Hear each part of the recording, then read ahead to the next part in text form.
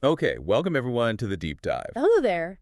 So today, we're doing something I'm really excited about. We're going right back to the beginning. The very start. Exactly.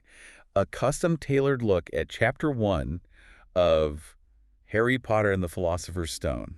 You know, the iconic The Boy Who Lived. It's such a foundational chapter, isn't it? It sets up so much. It really does. Yeah. And that's our mission today, really, to unpack the narrative choices Rowling makes right from page 1. Yeah, the world building is surprisingly dense, even that early on. And those little hidden details. Totally. It's way more than just an introduction. It's kind of a masterclass in setting up contrast and mystery, I think. Absolutely. It really shapes your expectations for everything that follows. So let's dive in. The chapter, well, it kicks off not with Harry, not with magic, but with the Dursleys. Mr. and Mrs. Vernon Dursley. Number 4, Privet Drive. And their defining trait is just this obsession with being normal. Oh, completely. An obsessive pride in normality and this deep fear of anything strange or unusual. Rowling draws them so sharply, too. They're almost caricatures. They really are. Vernon, beefy, basically no neck, sells drills. Right. The ultimate symbol of mundane industry. And Petunia, gosh, nosy, horse-faced, spending her time spying on neighbors. And gossiping, always gossiping. And then there's Dudley, the spoiled brat. You get that image of him just throwing cereal at the walls. Oh, yes. This establishes him perfectly. I remember reading that as a kid and just how visceral their normality felt, almost like suffocating. It is suffocating, and that's the genius of it, isn't it? Starting there. You think so? Why start with them? Well, think about it. By starting with the Dursleys, with their absolute rejection of anything strange, Rowling immediately establishes the Muggle perspective. A world where magic isn't just unbelievable, it's actively unwelcome, feared even. So it makes the eventual arrival of magic feel even more intrusive or special. Both, I think. It makes us, you, the listener, instantly crave that escape into the magical world, just like Harry eventually will. Ah, right. You're sort of aligned with Harry's future feelings before you even meet him. Exactly. And their disdain for the Potters, Petunia's sister, Lily and James, it makes Harry landing on their doorstep later just so much more jarring. Yeah, it sets up that whole conflict of his childhood right there. Precisely. We see magic first through the eyes of those who hate it most. And she doesn't just dump the magic on us either, does she? It's a slow burn. Oh, absolutely. It's masterful the way she builds it up. No grand reveals straight away. How does that work exactly, that slow unfolding? Well, she uses Vernon, doesn't she? He encounters all these increasingly weird things. Right, and he just tries to ignore them all. Exactly. First, it's a cat reading a map, which is just bizarre. Hilarious, yeah. Then people wandering around in cloaks. In broad daylight. Whispering about the Potters. Vernon definitely clocked that. Mm-hmm. And the owls. Owls flying during the day. Yeah, that even makes the Muggle news. You can just picture Vernon trying to rationalize that one away. Some sort of migration. Totally grasping at straws. And then the shooting stars. Which, of course, aren't stars at all. It's wizards celebrating, but he doesn't know that. It creates this great dramatic irony, doesn't it? We, the readers, you sense something huge is going on. Well, Vernon is just desperately clinging to his normality, blinders firmly on. His denial is almost painful to watch. It really is. And then you get that perfect line just before things shift. Which one? Mr. Dursley might have been drifting into an uneasy sleep, but the cat on the wall outside was showing no sign of sleepiness. Ah, yes, the cat. The cat. Which isn't just any cat, of course. It's Professor McGonagall. In her animagus form, our first proper glimpse of real magic. Your very first tangible hint of this whole hidden world. Its depth, its rules, like animal transformation. It's subtle but significant. And then Dumbledore appears. And the whole feel of the chapter just shifts. It really does. The atmosphere changes completely. He brings this sense of whimsy almost immediately. Definitely whimsy. Using the put-outer, love that name, to just snuff out the streetlights. Yeah. And offering McGonagall a lemon drop, it's such a contrast to the Dursleys' world. But McGonagall isn't whimsical at all at this point, is she? No, not at all. She's the counterpoint. Really anxious, quite stern, actually. How does that contrast between Dumbledore's calm and McGonagall's worry sort of frame our introduction to the wizarding world? Well, it shows it's not just one thing, right? It's complex.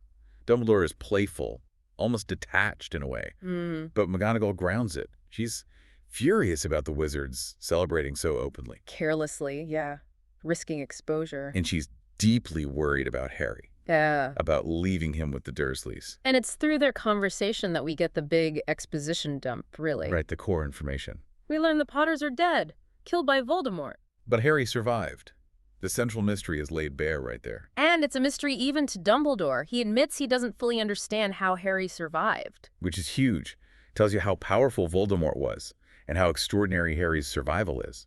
Absolutely. And then there's Dumbledore's decision that Harry must live with the Dursleys. Despite McGonagall pleading against it, she calls them the worst sort of muggles imaginable. Which, based on what we've seen, seems pretty spot on. So why does Dumbledore insist?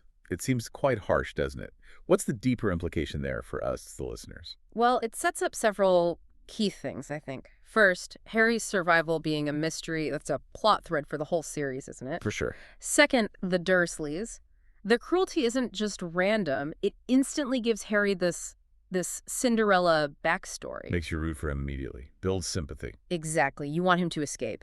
And third, Dumbledore's decision, as harsh as it seems. Yeah. It hints that there's more going on than meets the eye. Deeper plans, protective magic. Like Lily's sacrifice. Yeah. The blood protection. Precisely. We don't know the details yet, but you feel there's a powerful reason behind Dumbledore's insistence.